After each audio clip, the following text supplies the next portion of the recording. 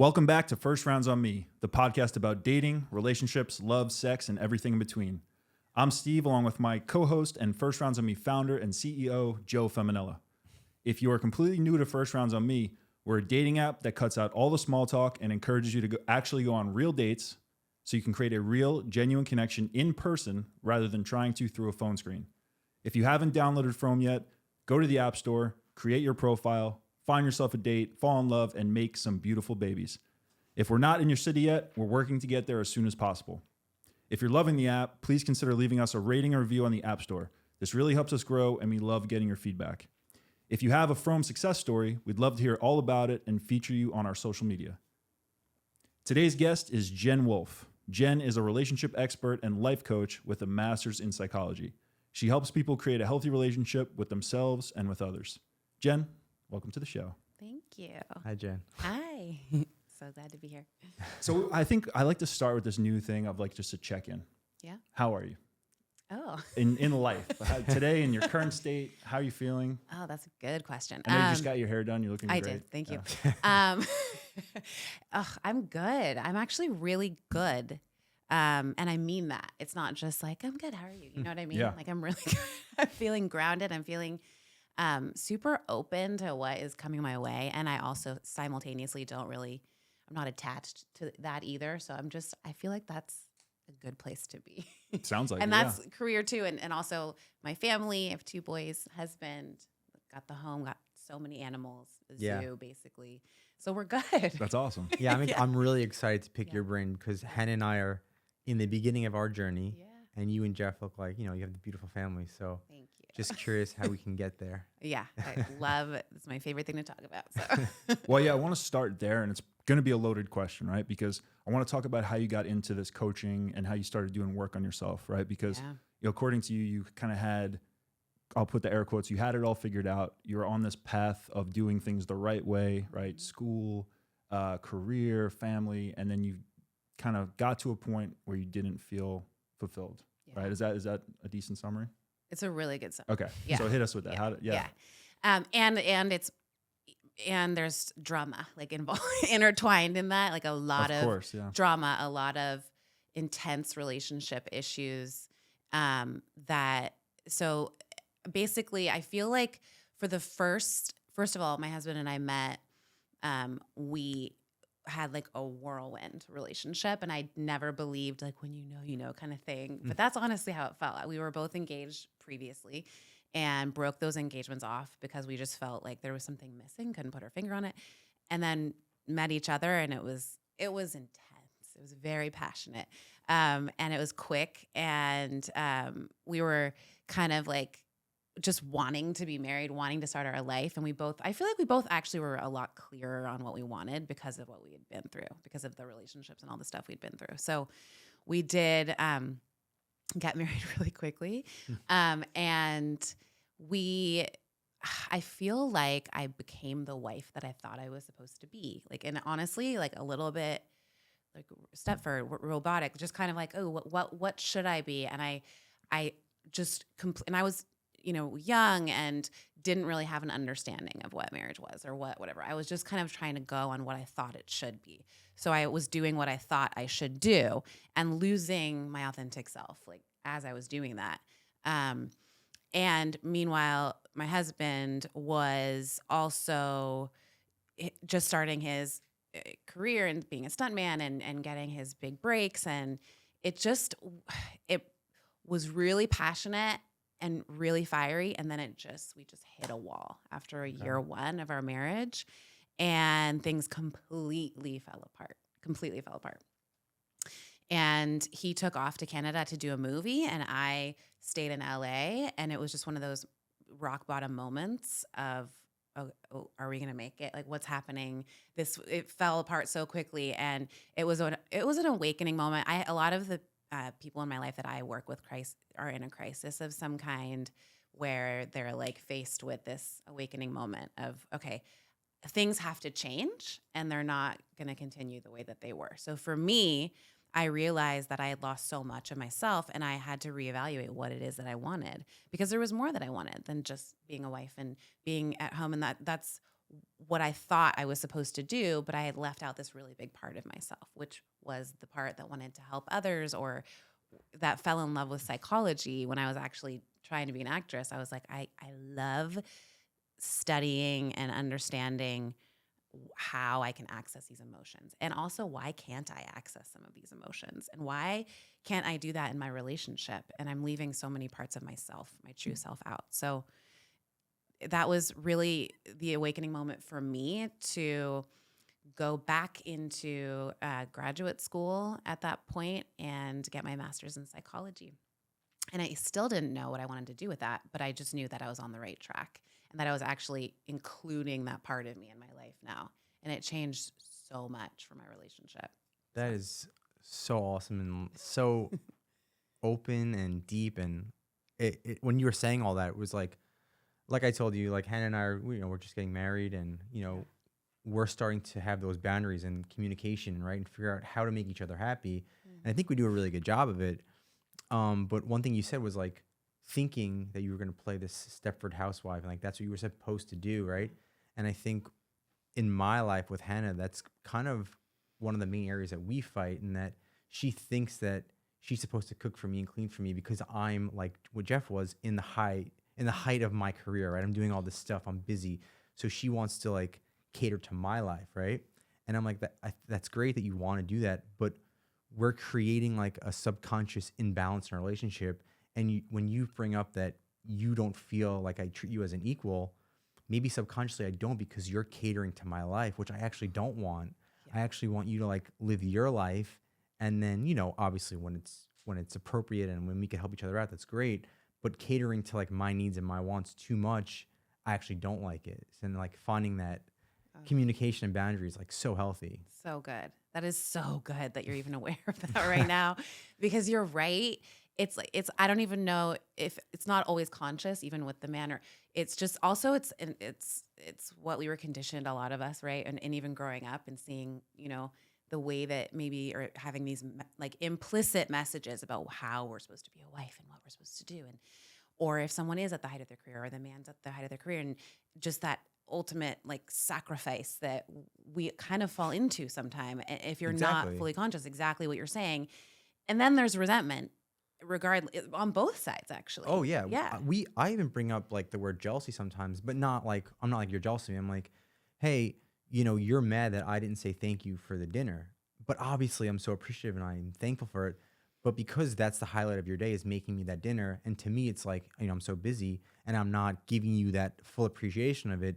You're thinking that I don't appreciate you, when it's like, don't cater and center everything around your day to me. You know what I mean? So, so good. Yeah, That's it's so true. really, really deep stuff. And yeah. Yeah. And that happened to, it can happen in different sections of like different phases. So for me, it happened in the beginning when I was hyper focused on him and I just completely left out myself.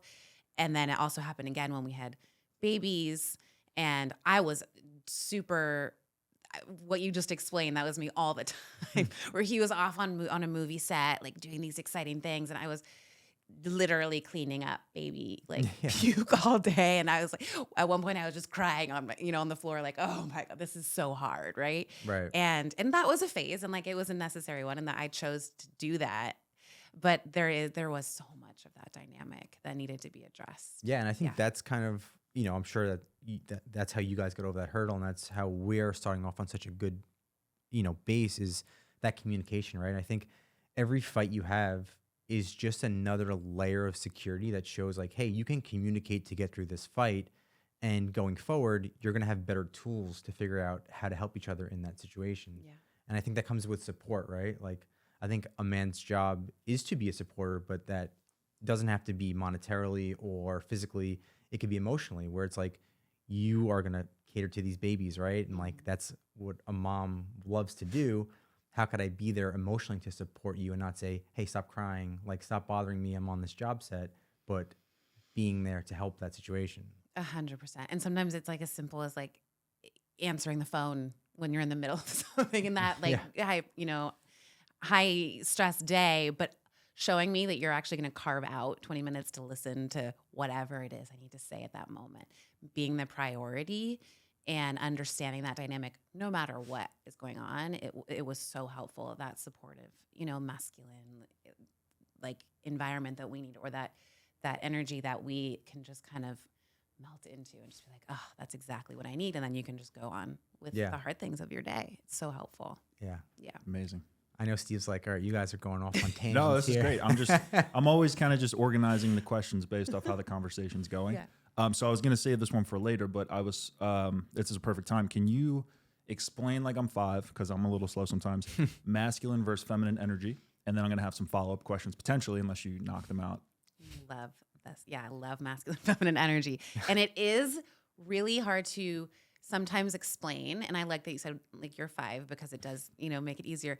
Because, okay, it's not gender based. It's everybody has masculine and feminine energy.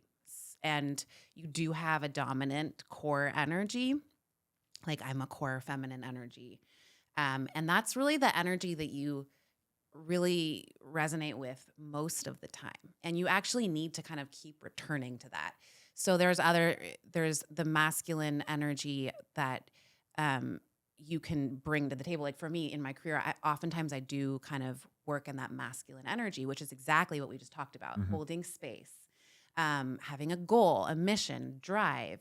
And there's just aspects of the masculine energy that I need to, fall into. But for that feminine energy, it's more about those emotional parts, and that it's about, oftentimes I describe it as the parts that we return to fill back up and to kind of just get connected. And if you're a spiritual person, to to your higher power, or just the parts of yourself that really are more about self-care, about taking care of yourself, about nurturing. And so those are kind of the dynamics of masculine and feminine energy. They play a part in our relationships in a huge way. And then understanding your core energy in those relationships is huge, because then you can understand when something's off or there's an argument. Even an argument, you're like, okay, I'm way too much in my masculine right now for my husband to receive anything I'm saying, because it does something to his masculine energy. And then we're just in a completely different dynamic. So I'm like, all right, but for a feminine to be in their feminine energy, you have to feel safe. So oftentimes a lot of feminine core energy women will go into their masculine as a form of like a defense, and feeling like, okay, I need to get this done myself, or I need to get this through, and it becomes almost like an aggressive energy. And it can, there's so many little nuances, but that wasn't exactly a 5-year-old explanation, but you let me know. That was awesome. Yeah, you hit on so many things that like really hit home again. And it's like, I heard something last week where it was like the best relationship for a man and woman is that the woman feels supported and the man feels respected, right? And if you have that baseline, you're just starting from such a place of, communication and safety and respect, and you could get through things a lot better knowing that you have those baselines, 100%. Yeah. Yeah. It's super cool. That's a really good way to say it. Yeah. Well, I guess kind of following up, how does a woman invite, and vice versa, but how does a woman invite their, male partner into their masculine energy, and vice versa? Like, what are like practical ways? I love that you said the word invite, because that's exactly what a feminine energy does so well. Is we invite, and oftentimes we do it first. So sometimes, for whatever reason, I always say like the feminine energy can invite the masculine to rise into their masculine energy. And the way that we do that is just by letting like a masculine and someone with a lot of masculine energy, they do need direction. They need to understand what it is that you want. And sometimes they don't. So this is a really good example. Sometimes? A lot of times. Well, but the other day I was, I'm going on a little trip of my own, and I wanted to spend time with my husband before I left. So I said, I would love to get a date night in before I leave. Oh, that word gives me the sweats. I know it can be stressful, but I was like, I just kind of put that out there. And then later he came into the kitchen. He's like, all right, so I don't want you to think like this was your idea, but I did like do this entire night. And I was like, again, it was in a way, it was about inviting you. And then you, like he always does, rose into that challenge or that invitation and was like, let me make this happen. Right. So it was like, but it's it can be tricky if it feels like it's the, like it has to be an invitation. It can't be a demand. That's awesome. Cause Yeah. Hannah did that last week where she was like, hey, like I know you're super busy and like it's great. And I love you for working so hard, but can we have a date night? And I was like, yeah, sure. Like I would love to have a date night. So Friday night rolls around and it's supposed to be the date night. Yeah. So I'm like, oh, like, what do you want to do tonight? Let's have a date night. And she's like, you just don't get it. And I'm like, what? She's like, why are you asking me what I want to do? Like, you should come up with the plan. And I was like, oh, I make plans all day. Like, can you help me figure out the plan? And then it went into this whole thing about, not understanding her. And it's like, yeah, men needed to be like, so, especially in the beginning, it's like laid out as simple as possible because, we want to make you happy, but sometimes we don't realize like you're giving us that nugget of invitation. It's like us to seize it. It is. And it's so important because a feminine doesn't feel like their nervous system is just more uncomfortable when they have to take over and plan. They'll do it. Like we will do it, but it's about, well, I'm just going to throw this out there and then you'll do with it. And the nervous system is something I'm learning so much about, right? Because the way I see every situation is totally different, right? Like when we fight, if our voices get loud, to me, it's just like, whatever, in 5 seconds, we'll get on from that. For her, it's like, no, you're triggering something deep inside of me when you raise your voice that is really, really bothering me. That's not going to go away in 5 minutes. So like, you have to know how to communicate with me in a way that doesn't trigger me and is a little softer and stuff like that. Yeah, it's true. And oftentimes it does have to do with the energy. And then of course you're bringing in triggers and traumas and like attachment stuff, all the things, right? But there is so much, even just understanding those energies and how to communicate with each other, just in the most effective way. You can get it done in other ways, but if you really want this to flow, and then also another huge thing is the polarity. If you're in your core, masculine, if you're a core masculine, and then the core feminine, the attraction and like it's like magnets. So it's like that's the other beneficial part. You not only make it through the fight, but you want to like be together in every way, and I think I've started to do a really good job of like, whenever we fight, I used to be so defensive, right? And try and win the fight. And I was like, that's so bad because if I'm winning the fight, I'm trying to win against her. That means that she's going to lose. So why am I trying to beat somebody that I love? And when she's, I guess, in her masculine and all, I don't want to use the word riled up, but, heightened, I'm like, okay, I think for a second, okay, I need to be as calm as possible, be on her team and just try and figure out why she's upset and not try and be solution-based or be defensive or trying to win this fight. And we've gotten so much better at that, and it's really helped us. Yeah, and because there's a competitiveness to the masculine energy that if both people are in, it's all you're doing is butting heads and competing. And you're right, you're kind of losing the point of what you're trying to get to, which is resolution. And there's a groundedness too to the masculine. The feminine will resist and push or say no, and the grounded masculine is not gonna. They're just gonna stay calm. Exactly what you just said. They're just gonna be like, they're gonna give that vibe off of just like you're not gonna push me one way or the other. I'm not gonna sway. I'm just gonna stay right here like a flagpole, like right? stoic. Yeah, like I think that's the coolest thing is when someone says stoic. Yes, and with that caring, compassionate kind of like air to it. You're not caring, but you're just like, I'm here. It's almost just like a focus, like a laser, right? Yeah. And it will just bring the feminine kind of right into alignment. Love that. And this is really interesting and Joe can speak better to this than I can because I'm not really involved in the day-to-day of the app itself, like the actual technical side. Yeah. But in terms of features, right, talking about the guy planning the date, right? Do you want to talk about the new feature? By the time this comes out, I'm sure it'll be out, but where someone can kind of, basically tap the other person and say, I'm interested in you, but I want you to plan the date. So like obviously the app evolves over time, right? As we get user feedback and, just learn user behavior more.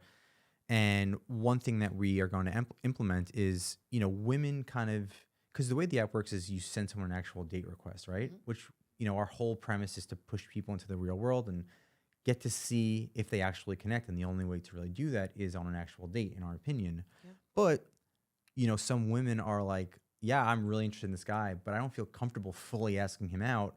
But I want to leave him a little invite or nugget to say like, hey, I'm interested in you, but can you ask me out on the date? So we have a new feature where instead of picking the drink, the time, and the place, you could say, I'd rather have Joe, lead the date. And then he'll get an alert saying, hey, so-and-so is interested in you, but you have to plan the date with them. And it kind of gives more engagement for the people. And that's so good because you're automatically setting up that dynamic. And there's masculine core women, by the way, who Right. would be fine Hannah with asked me asking out out, first, right? yeah.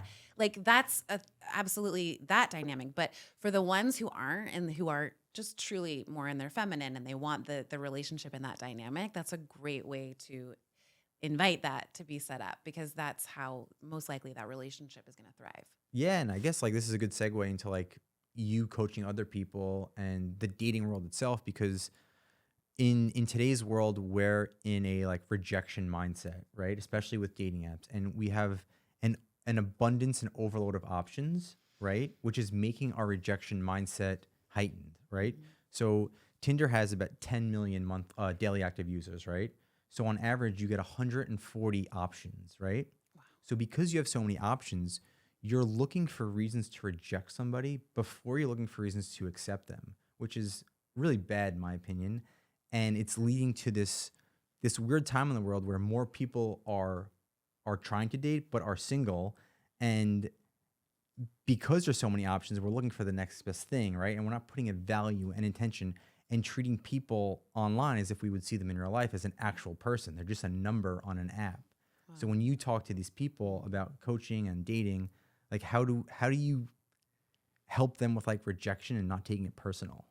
Oh, that's so, it's a really hot topic because you're right. It's just, there's so much more of it than I think there ever has been or dealing with it. But I think it's the same way I would talk about if you're in a relationship, not taking something personal in regards to understanding the dynamics of that person, right? And understanding that also it's an efficiency thing about helping you work through where you want to get to faster too. So seeing it in a different light, it's not rejection towards you. It's just a quicker way to work through what's not right for you. So, and the more work I do with people, oftentimes they will work through it quicker and then feel like, wait, am I doing something wrong? I'm like, no, this is a quicker process for you now. And that's a good thing because you're not wasting more, your time, because I think people hold on to things a lot longer when they haven't done the work and they're not in that secure place, or they haven't dealt with their certain issues that would cause them to hold on to the quote wrong thing or the thing, right? So I don't know. I think rejection is obviously a part of this, but it's an opportunity, just like everything in our dating world / relationships, to reflect back to what is it bringing up in me? And then as soon as you work through that thing, become aware of it, understand it, reparent it, if it's an inner child thing, then it's automatically not going to affect you as much. So it really is from the inside out in that case. Yeah. And that's like, kind of working on yourself and like attracting what you actually want, right? A lot of people say like, oh, I want a partner that's X, Y, and Z, right? Mm-hmm. But are you looking in the mirror saying, well, are you putting out there what would be attracted to that person and doing the work on yourself? Oh, so important. That's like the number one thing. Yeah. And understanding that are you that one that you're looking for? Or are you the partner to that one? Because you're not going to be exactly like what you want to attract. I think we do attract things in other people that we want to own. We haven't fully owned yet, right? Or maybe we never will because they're just strong. Like there's certain things my husband, he's just way better at than me. And that's awesome because we're balanced, right? And we always joke about it. I'm like, if I was with someone exactly like me, all we would do is have these philosophical conversations all day and nobody would be doing what he does, right? And so that can be a point of contention sometimes, but then also it's a beautiful thing. So maybe not, I think what you're saying is so true. Looking in the mirror, understanding that there's so much work to be done before you meet your person, that this is time to do, and not always being hyper-focused on meeting that person, but knowing that when you do, that it'll be the perfect time, and then there'll be plenty more work to do with that person. Exactly. It's both, so it's important. Yeah. Yeah, and then like you being married in LA, right? Me Mhm. being with one person for the last 3 years in LA, like trying to explain to people, because a lot of people come to me and are like, oh, I wish I had what you had, right? I wish I was in a relationship. And I look at them just feeling their energy and I'm like, do you actually want to be in a relationship?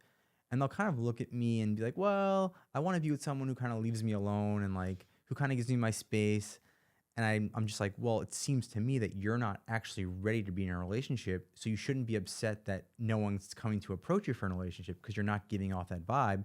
And I think it goes back to the whole being in LA, you have so many options, right? So a lot of my female friends are like, yeah, I only want a guy who makes this amount of money. I only want a guy who's this tall. I only want this guy. And it's like, well, why are you looking for all these reasons to reject everybody else and like put the parameters on what you actually want so small? Because those people inside that narrow window are probably not going to be out there, Yeah. you know? That's so good. It's a contradiction. It's like with anything that we attract. It's like there's a need for specificity and vision, right? In anything we want. And I do take my clients through a process, the ones that are single that really want. They think they know exactly what they want. So I'm like, okay, let's write it all down, like to a T. Just take all the inhibitions off. Let's just go for it. Like if you could have anybody, what would you want? So we go through this whole list and they're like all excited. And I'm like, okay, great. Now it's here. We've done it. We're going to put the list away and we're just going to completely surrender it now. So there's like this dynamic. And what's the purpose of that? It's because that's really fascinating. Yeah.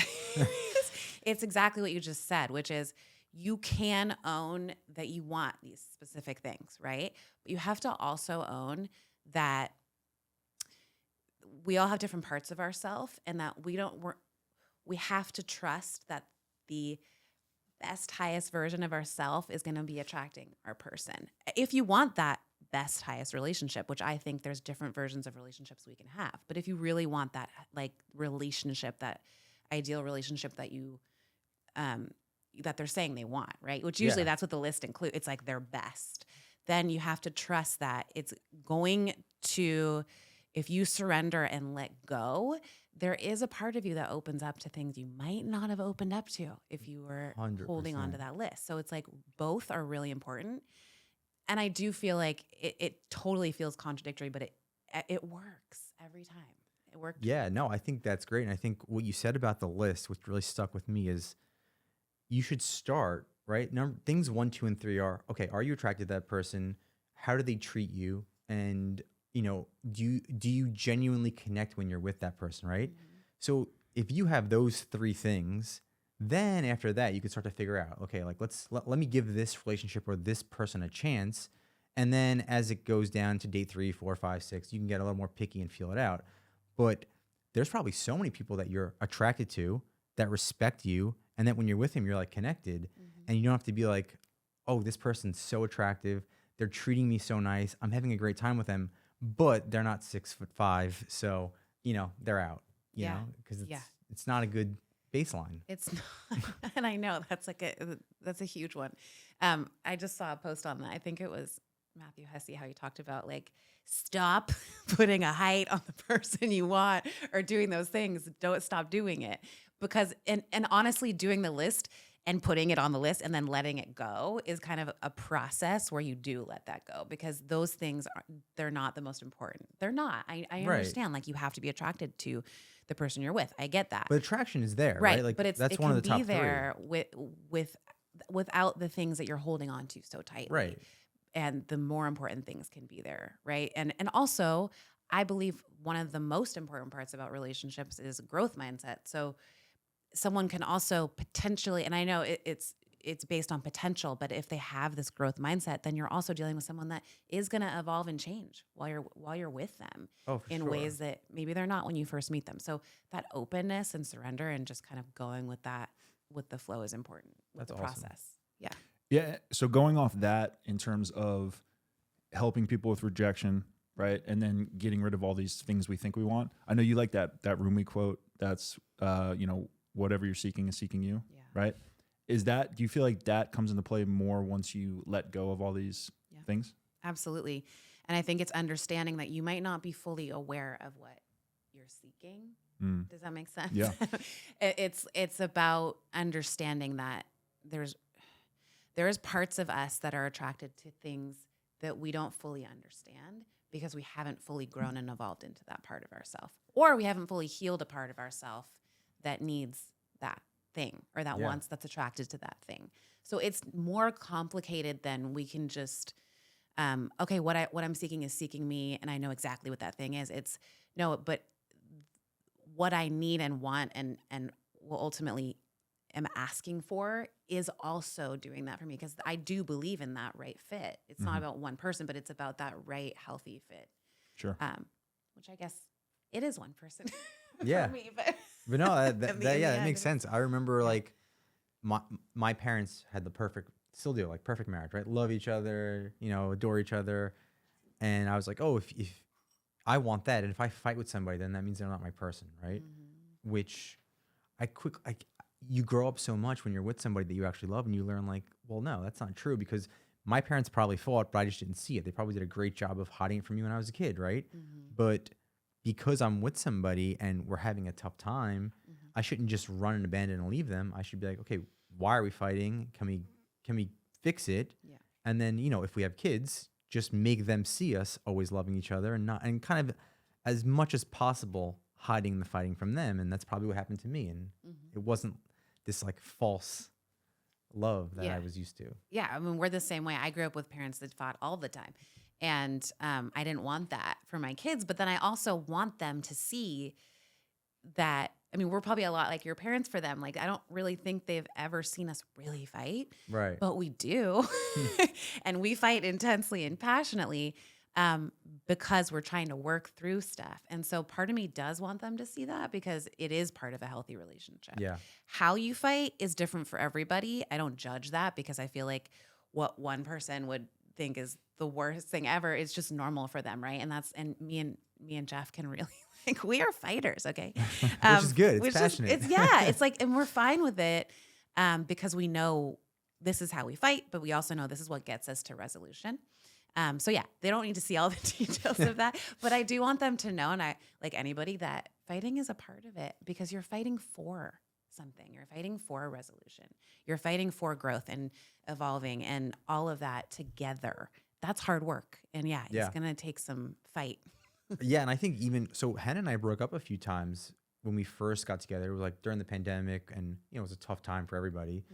And whenever we would break up, she would fight for me. And I was like, wow, this is different, right? Like if it wasn't something that could potentially be serious, she wouldn't fight and she wouldn't really care about it. She'd probably just go try and meet somebody else. But she was fighting so hard for me. And then I realized that I was doing the same for her, and I couldn't let her go. And I was like, shoot, this is showing that this is something really strong and really serious that we should really try and figure out. Yeah, that's huge. Fighting for the other person, even when the other person isn't necessarily fighting. Then you're dealing with attachment styles too, about someone that's more avoidant and then someone that's more anxious. But in a way, that's a good thing. It can work, because there's an element of fight there that naturally lines up while you're doing the work to actually move towards secure attachment. But there's one that's a little bit more of a fighter than the other a lot of the times in that dynamic. That's not a bad thing. It's just how it works.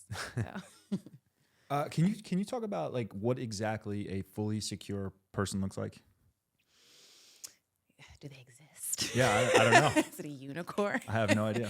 No, I think they do absolutely exist. But in a nutshell, a secure attachment is someone who is exactly that. They're just so secure in not only themselves, but that relationship. They're secure when conflict shows up, that they're going to be able to work through it, that they're not. So they're kind of like going back to that, what we were talking about with that grounded kind of masculine idea. Secure is kind of in that vein of, I'm just really solid in who I am and what I believe this relationship is. And so everything that comes their way, every conflict, every hardship, every challenge, it's just dealt with in a really healthy way and in a calmer way than, say, people with like avoidant or anxious would deal with it. Yeah. Is there an element to that where someone would say, if this relationship does not work out, I'll be fine? or is that not a Yeah. thought until after it actually ends? You mean with someone secure? Yeah.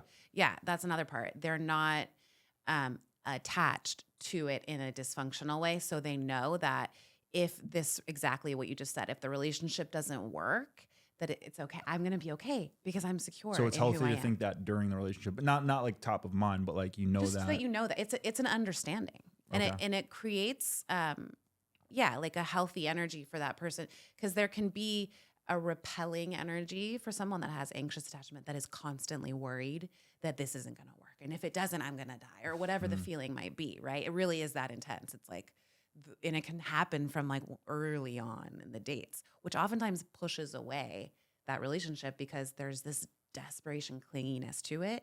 Whereas if a secure person, it's just an understanding throughout that, yeah, I want this. I hope it works. But if it doesn't, there's going to be something that does. Yeah. Yeah.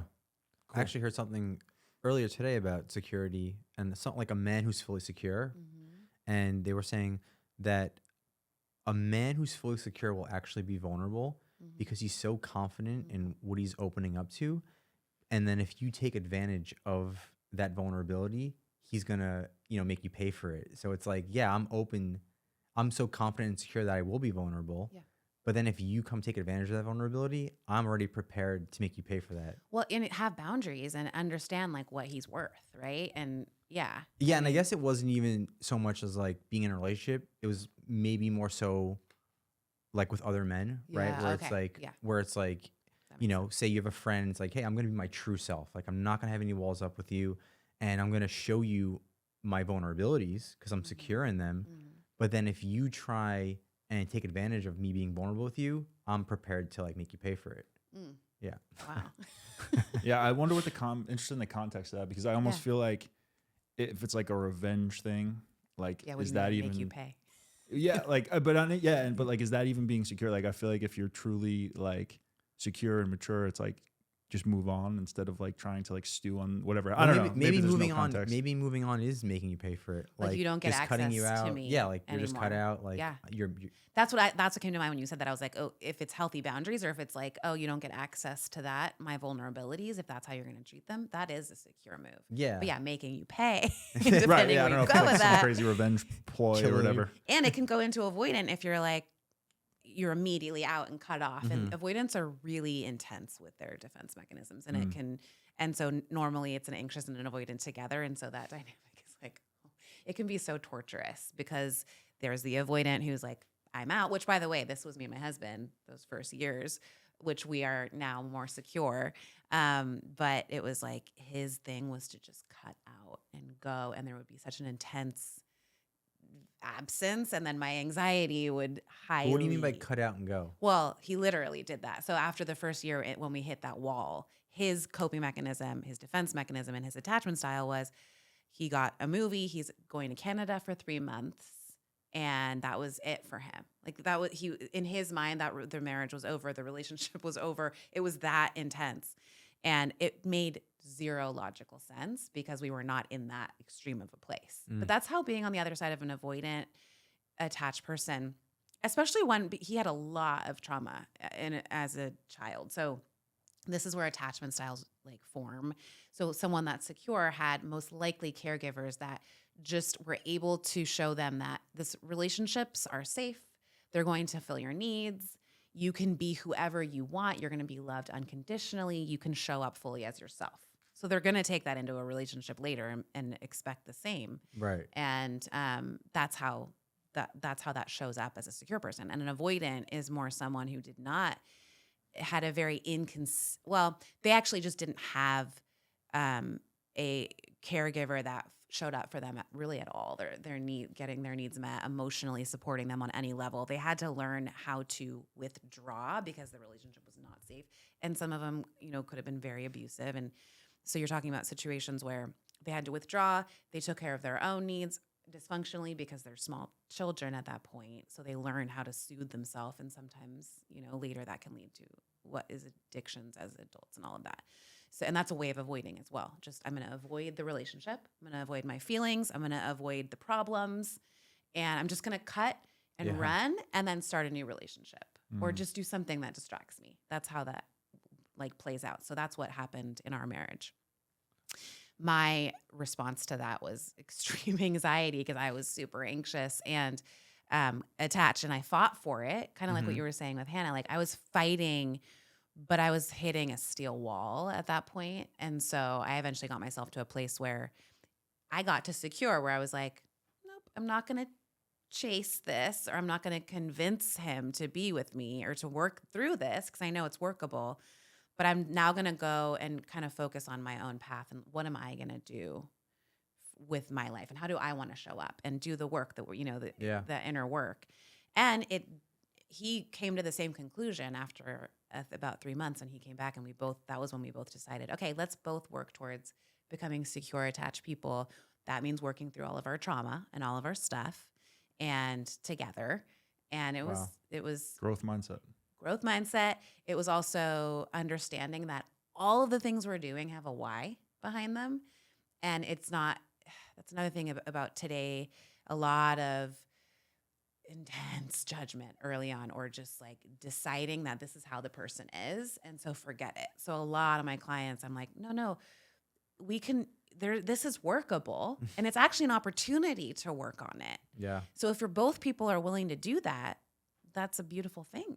And there's so many more things that are overcomable than I think that people automatically think it's like, this just isn't going to work, like what you're going to say, like so much earlier on. And it's like, no, there are so many things you can work through. Yeah. And I think the 3-month thing resonates with me as well, because Hannah and I, when we broke up for a long period of time, it was 3 months, right? That's what And in those 3 months, we both, I guess, worked on ourselves because we had no intention of getting back together. But we had this, I guess, connection mentally where we just worked on ourselves and then went out for a coffee, and it was like, oh, wow, we actually did the work. But it's also fascinating. On, I think, our third date, she kind of opened up about who she was, right? And it was very different than who I was, right? Her past life as a child versus mine. And I was like, oh, I don't know if I want to go down that road, right? And then we figured out, like, okay, let's explore this. And I think it showed us that, like, yeah, we were so willing to learn each other and grow with each other and understand each other. But again, it did take breakups and time to fully get there. And it's fascinating as a psychology, major, the things that we hear about, what kids go through in the early stages of life. I think it was like 4 years old is kind of where you remember the most of your traumas, and like that's where they stick. And you can correct me if I'm wrong, but that's what I heard. And subconsciously, those traumas like dictate your life until you unravel them all. Oh, it's true. Yeah. It's not always exactly at 4, and it depends obviously on what you went through. But people talk about inner child work all the time. It's because it's a real thing. There is an actual inner child in us that is still stuck in that moment, or those moments, or multiple. We're not really, trauma gets stuck in our brain, so it doesn't process through. So you can continue on, but there's a part of you that's still, it's like PTSD. Sometimes when something happens that reminds you of that thing, you immediately go back right into that moment. It's a memory that's still there. Oh, for sure. So until you work through it, process it, do the work that resonates with you, and there's so many modalities to help with that. And that's why trauma-informed is so important. Having trauma-informed relationships even. Wow, my partner is doing this because of that. It's not an excuse, but it's an understanding. And if you can do that, it is the breakthroughs that happen together, and then also the safety that person feels to then work through their trauma with that person. You're not judging this person. You're not like holding them to that's who you are. But you are understanding that, wait, this part of you is really, it's a big conflict for us, and it's actually making it really hard for this relationship to exist or be healthy or be what we want it to be. So you have to deal with that in order to move forward, right? And I think that's an important standard if you have that. And I think when you're going through some type of PTSD or trauma, I think you think you're the only one going through that, and you feel afraid to talk to other people. Yeah. But knowing that a lot of people probably are dealing with the same thing that you are, and if there were like better platforms and comfortability with people to communicate with each other, I think we would all, as a society, get over a lot of our traumas collectively, because I had so many things that I didn't even know were PTSDs, like even sexually. I was like, oh, like I'm not good at this, or I don't want to do that because of that situation when I was, a teenager, right? Yeah. And it was like, I thought I was the only one that was dealing with that, right? But then you find a partner who's like, well, let's talk about this. And it's like, no, it's so normal. And, Yeah. why did you let that stick with you for so long? And it's like frustrating that, oh, it took me this long to find someone to talk to about this situation when it bothered me for the last 15 years. Oh, totally. And also, that reminds me of so many questions I get. I realize people don't feel like they have permission to talk about that stuff in their relationships. And so it just takes someone being like, no, you can bring this up. In fact, you should bring it up. And by the way, if it's not a safe place to talk about that, this is not your person. It's not the relationship that's actually going to help you to heal, because that is huge. And I'm all about the more you communicate about that stuff and the deeper you go, the better. I mean, Oh, yeah. that's my theory. Well, tangentially related, can you talk about the idea of like wearing masks to protect ourselves versus fully showing our authentic selves, and how that can affect relationships? Because I think it's very Totally. related to what we're talking about now. Yeah, I was like going with the COVID thing for a second. I'm like, wait, masks. Because I'm so used to that. Yeah, wearing masks versus being ourselves. So important, and also vital to a relationship. That's my experience. It's my belief. If we are not fully transparent, if you don't put all your cards on the table with who you are, even the worst things you could possibly think of, even things you may have done that you think the person either you did to the person, like betrayal, or every time I've seen someone just put fully their cards on the table, there's something so powerful about that, number one, you're giving the other person an opportunity to choose you for who you really are. Nothing's going to come out later that you don't know about, right? You're not, and then you're also understanding yourself that, wow, this person's choosing me. So you're not like duping them into a relationship. It's so important. And sometimes, by the way, this can make the process go so much faster in the dating, which is not a bad thing, because you're just faster on the other side of, this is not my person, right? That's why we push getting to a first date right away instead of bullshitting on a phone. What you said is exactly what Hannah said on our third date. She said, I said to her, why are you telling me all this deep stuff about you on our third date? It's like really overwhelming me. And she said, I'm laying the cards out for you verbatim. This is who I am. And I really have a deep connection with you. So if we go past this point, I want you to be with me knowing who I truly am, not some version who you think I am, because a lot of guys like the idea of me. They don't like, the real me. And I was like, that's incredible. I'm all about that. Some people would argue not to go deep or put all, make it fun and all that. And it should be that, but I'm all about get it on the table as soon as possible, because you're not going to be wasting your And the time. way you articulated it, it kind of, obviously when she told it to me, it made sense, and we always bring it up. But the way you just articulated that, it really like solidified that moment in time that we kind of chose each other. Yes, we chose each other, and that's so beautiful. People will accept so much more than what you think they will, or they really don't care about the things you think they're going to care about. So you're also, again, it's like this healing process you're putting yourself through by being chosen for things that you've been trying to hide. And honestly, that is the key. It's what you just said. If there were platforms, and they're supposed to, some people are that way on social media, or they'll just choose to be authentic and open. And people are magnetized to that, because it's almost like giving them permission to do it themselves. Yeah. So I was going to talk about this, and that's perfect, because I'm so excited to talk about this. But this new wave of like people being genuine and people helping each other, right? And I think, you knew my infatuation with Jay Shetty, right? And like what Caitlin does, and like with you. And it's kind of made me so much more excited about LA, because when I first got here, I was just like overwhelmed with, I felt like there was none of the right people that were trying to be genuine the way I was trying to be genuine here. But now, being here for 3 years, I found the people I actually want to be surrounded with, right? Again, James, Caitlin, Steve, you. And it's like, you can be cool in LA and still be genuine and have the right intention and building the right community and platforms for people. And I'm loving this new wave of like people like Jay Shetty, because that's how we should be, instead of this internet culture of hating each other. 100%. And the like-mindedness of that. And then understanding that is part of the key, is truly embracing that in yourself.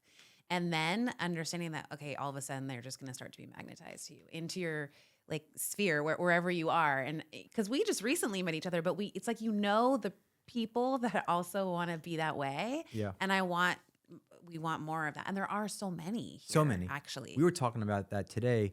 So when we started the podcast, we have a dating app, right? So like, how do we incorporate dating into the podcast, right? Mm-hmm. And we didn't really have a voice, or we didn't have a direction. So our first 2 podcasts were more raunchy and, trying to be funny. And I was like, it doesn't feel like us, like the app is supposed to be genuine and funny. And I want it to be more like us. And we were talking about how every guest we have on the show, it's so amazing, because when you're genuine and intentional with somebody, it makes the podcast so easy, right? Like, we were talking 15 minutes before the podcast. Yeah. We'll probably talk 15 minutes after the podcast. Yeah. And when you actually talk about real stuff, you connect so quickly with the right people. Oh, so true. And it flows. Like, it's just Yeah. effortless. We could just and talk, then we could talk here for hours if we wanted. Yeah. And time stands still. Really good metaphor for dating, and really what is, because a lot of the people that I work with are in that, they're like-minded in that way. So it can be hard to try to connect to someone over something you're just not understand, like whether it's technology, right? And the way that you're doing it is amazing, because it's bypassing a lot of those a lot of those obstacles that they're feeling. Yeah. Because it can be hard to connect on that level in that way. And that's like a really great way to do it. Yeah, and especially with online dating, it's become so big and overwhelming, in the sense that most people who use these dating apps actually have no intention of ever meeting in real life. And it's not based off of the other person. It's just human beings have become so socially anxious that they're like, I love this validation behind the phone. And if I go meet this person in real life, it could only go downhill. So let me just get this validation all day, and I'm never actually going to want to meet anybody. And we're trying to eliminate those people on our platform with people who actually want to connect and potentially have this real long-term, or not even long-term, but just connect with other people and see what happens. Yeah. Oh, that's so good. And that's so needed, because that's exactly what the complaint I always hear about my clients that are using those apps feel, right? So your app that's amazing. I love it. Yeah. We're all going to be using it. To wrap that, a wise woman once said, authentic is more attractive than perfect. Yeah. Was that Jenn Wolfe? Yeah, I think it was, actually. I think it was. I need to double check that. I'll put it in the show notes, but I think so. Yeah. Okay. Thank you. That was a tough one to get. But yeah. We're going to do some rapid fire in a second, but I have a couple other questions that I want to just, ask you while you're here. We hear the word narcissist all the time now, and apparently everyone is a narcissist. Can you define what a narcissist is and how it manifests in a relationship, so we can kind of clear the air? So at least I can know. Maybe Joe knows. I don't know, because I hear it all the time. Can I ever? Okay. Yeah, this word is funny. So we all have narcissistic traits, okay? Because we're each individuals. Narcissism. So when I was getting my master's, it was one of those things where you're studying all the disorders, and you're like, oh God, do I have that? And I have that. I thought I was narcissistic for a while. Right? Because, really did. I was like, because you are, parts of you are. Like, there is an actual part of all of us that has a healthy version, a form of narcissism, because it keeps us as individuals, and we know. And also it can be healthy, right? But the way that it's been really just skewed, now it's just throw the word out for anyone that's an asshole, and just, and just a way of also dismissing people. And sometimes, ever so slightly, often, it's true. But you're talking about, when you say narcissist, there's a narcissistic personality disorder that is a real thing, that is very severe. It's someone that really is what, the definition is from, which is trapped in your own mirror. So there's no ability for insight. There's no ability for growth. It's actually really torturous to have that. And there are also self-aware narcissists. I was just going to ask that. Because there's a lot of those on TikTok too. I've been watching them. I'm like, you guys are fascinating, because they're really great at being aware. And I love to see that, because I never wanted to believe that a narcissist was not helpable or healable, or because they say that even as you're getting your, as I was studying, they're like, don't ever take on a narcissistic client, because you won't be able to really help them. And I was like, I don't buy that. I don't want to buy that. I don't like it because I want to believe everyone can grow, right? So I'm seeing these self-aware narcissists, and I'm like, you're doing great. That's awesome. But then in all fairness, because it's also extremely painful to be in a relationship with any narcissist. I've had multiple in my life, many in all areas of my life, work, caregivers, dated my share, and really severe ones. So the biggest problem is, and this is one of the things that I realized is the most valuable thing in a relationship, is that lack of growth mindset, that lack of ability to take responsibility for the things that they're doing that are wrong, that need to shift. And therefore, you end up becoming their scapegoat. You end up being the reason everything is wrong. And it can become extremely abusive. So the people that are true narcissists really have no ability for insight, for growth, for understanding the parts of them that need to be healed or that are broken or that have been most likely really, they can also have come from really abusive backgrounds. They can also come from backgrounds where they were just told that everything is right with them. They were worshipped to like an unhealthy degree.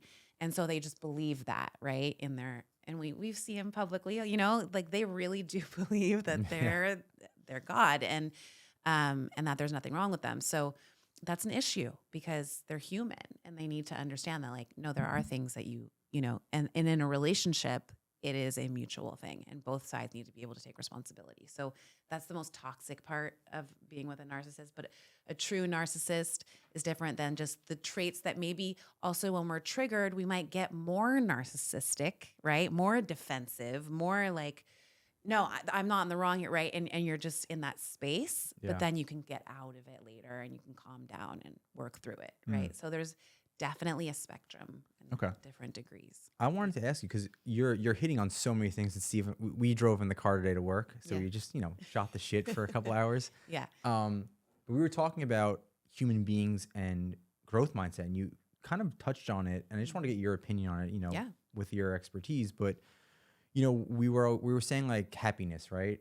And I was telling him that I disagree that happiness is the key to life, right? And I was like, if you gave cavemen shelter and food, they'd be happy and they would never evolve, right? Like that's it. Mm-hmm. But I think that human beings there's so much more depth to them that we want to grow and we want to be ambitious to strive for something. And like that's what's helped the world move forward because we're always working to be better. And I think that's like the key to humanity and like the key to maximizing your life is like, do you want to grow? Do you want to get insight? Do you want to get self-awareness? And you could do that every day. You don't have to be an entrepreneur to do it. You don't have to do anything profound, but you could little by little grow and evolve each day until the day you die. And that was my viewpoint. I 100% agree. And so I just happen to be in the profession of having relationships be that thing that help you become more conscious. I say you're becoming more and more conscious. You're growing, right? You are becoming more aware. All these things, you're evolving into a better version of yourself. And what you're saying, you don't have to be an entrepreneur. You just have to be alive because everything in our life is literally an opportunity to do that. Relationships, career, children, like the redoing your house, everything is just an opportunity to grow and be a mirror to you in the areas where you can grow and that you can overcome certain parts of things that you wanted in yourself, and you can also become things that you want, right? So I'm all about that. And you just made me think of something like when people die, right? Even like if you have like an angry grandpa or something, he was just grouch your whole life. When those people are one day away from dying, they become really soft, right? And they probably think, here's my last opportunity to leave a positive impression on the world, and like that's what I want to be remembered for.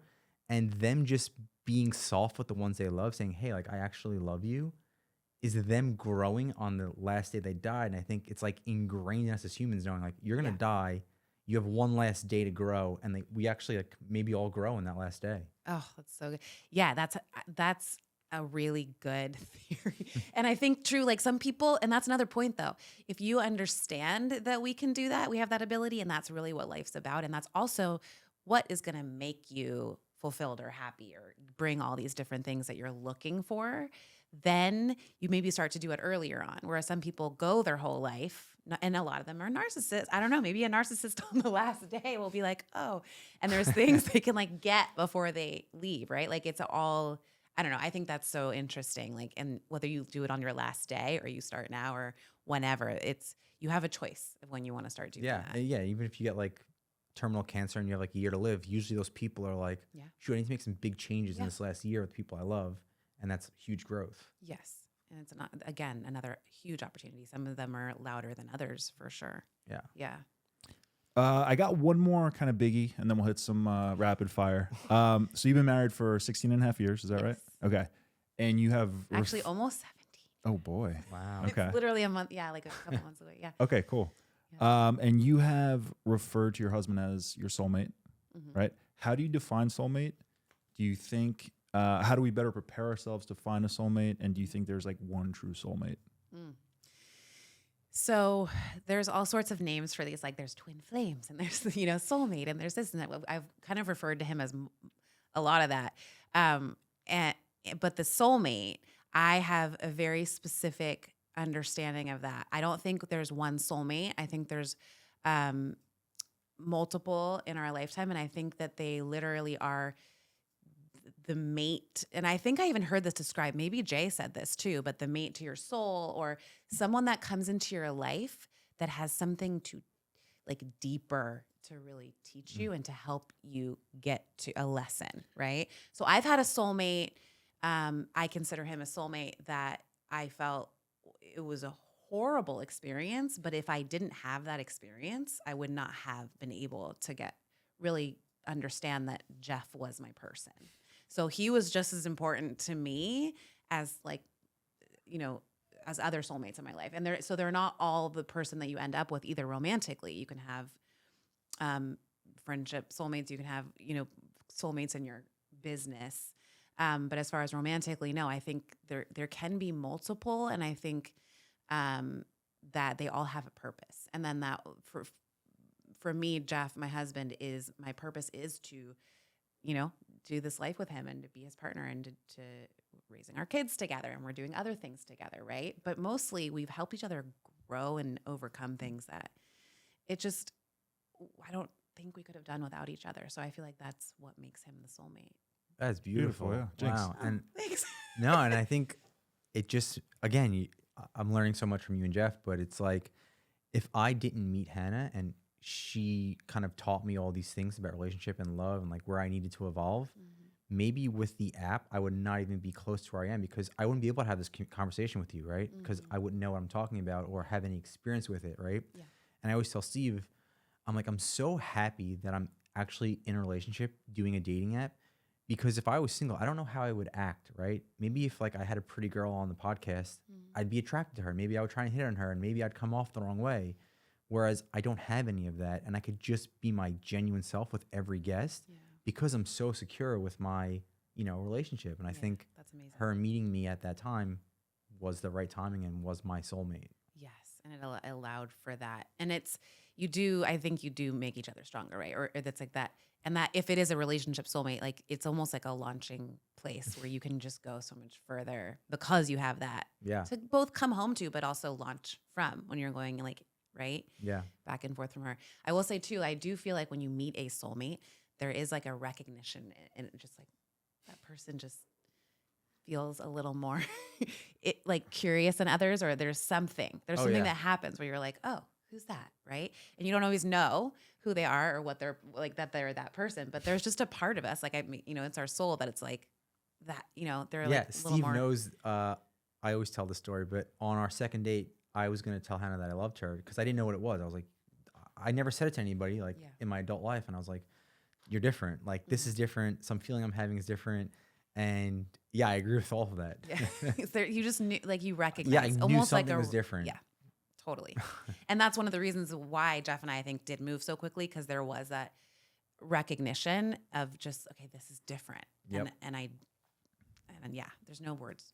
Not always logical.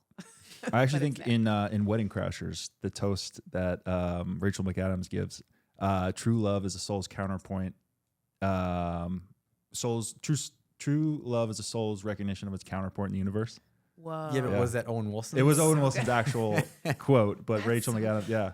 I love that. Yeah. So Yeah. yeah, I guess it rings true. We got to see who wrote that movie.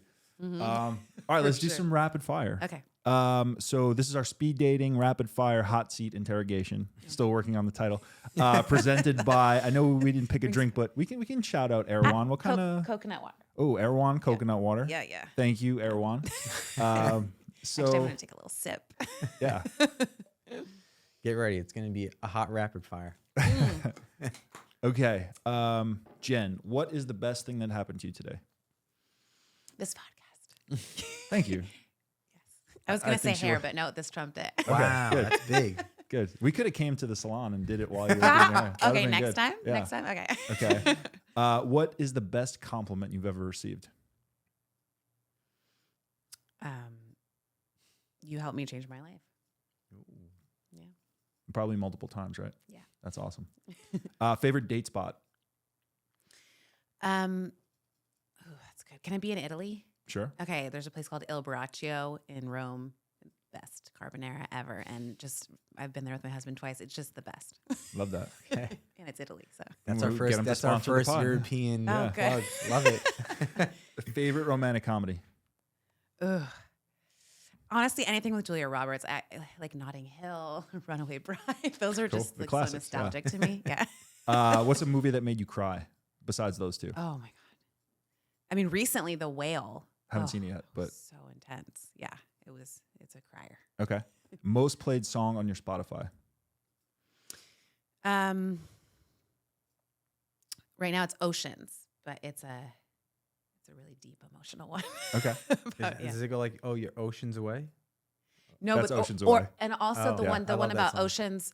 You can put an ocean between us, and Yeah, you yeah, can't that keep one. that one's yes, that's close second. Both of them have oceans in them, so yeah, that one counts. Love that song. So good, it's so good. Go-to karaoke song? Oh God. I have no idea. Okay. Okay. My husband would answer you that in like its heartbeat. What's 'cause he's his? So I don't know, but he would have one. Oh, we have such different tastes in music too. But that I don't know. Okay. Sorry. That's all good. If you could have a $38 Erewhon water with anyone, living or dead, who would it be? Oprah. Okay. Cool. Love Oprah. Favorite quote or mantra or something you live by?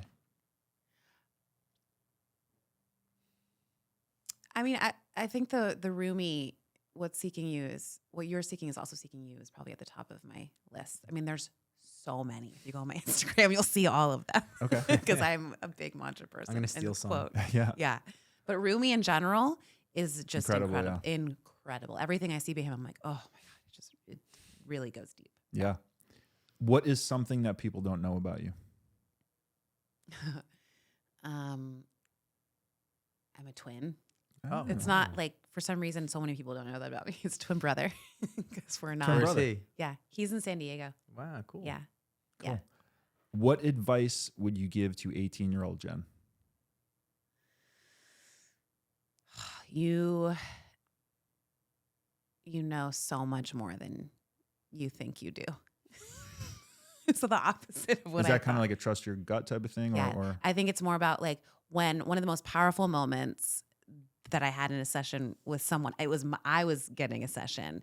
They looked straight at me into my eyes and they're like, you know, like you know, like I don't have to actually keep looking elsewhere for answers. If I had known that at 18, I mean, so many things would have been different. wow. Just Okay.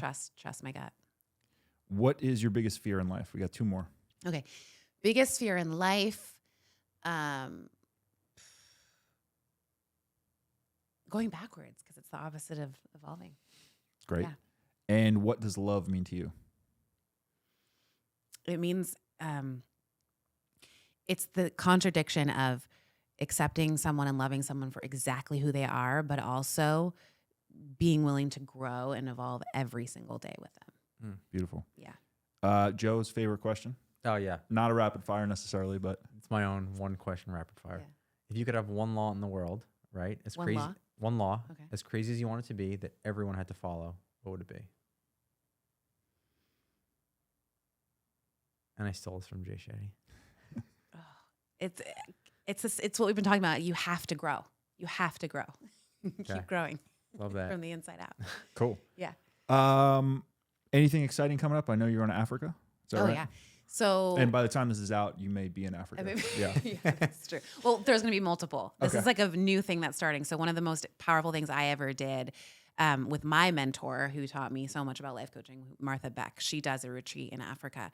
And so also I've been going to Africa since I was 9 on safaris. And there's something so powerful about being in Africa in the middle of the wild with everything exactly as it just is, untouched, right? In harmony with each other, even though there's violence and there's all these things.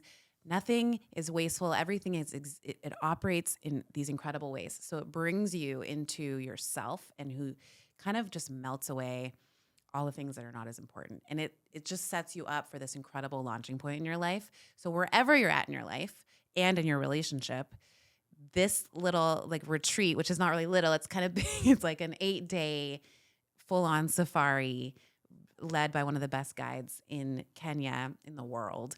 And my sister and I, she's also a coach, are leading it.